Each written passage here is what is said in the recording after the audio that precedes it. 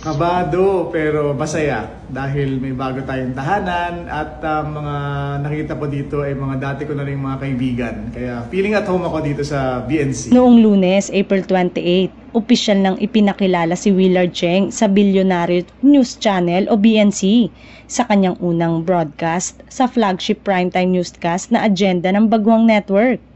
Si Cheng ay dating senior reporter sa ABS-CBN News kabilang na sa channel bilang isang batikang mamamahayag na may higit na 20 years of experience. Kasama ang kanyang mga nakaraang major coverage na tulad ng 2015 apostolic visit ni Pope Francis at ang mga kwento tungkol sa Foreign Affairs Department.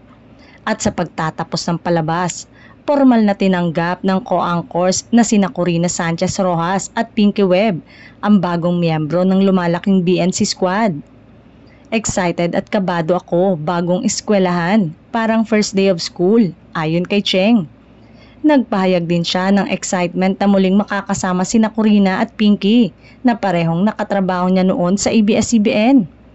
Ayon sa kanyang author page sa ABS-CBN website, si Willard Cheng ay isang Ateneo cum laude graduate at St. Jude alumnus, kabilang din siya sa late night newscast ng Kapamilya Network na Bandila.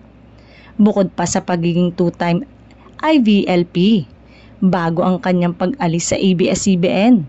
Nag-file na si Cheng ng mga ulat para sa mga programa sa balita ng ABS-CBN tulad ng TV Patrol at The World Tonight at nagsilbing anchor ng news advisory program na News Patrol.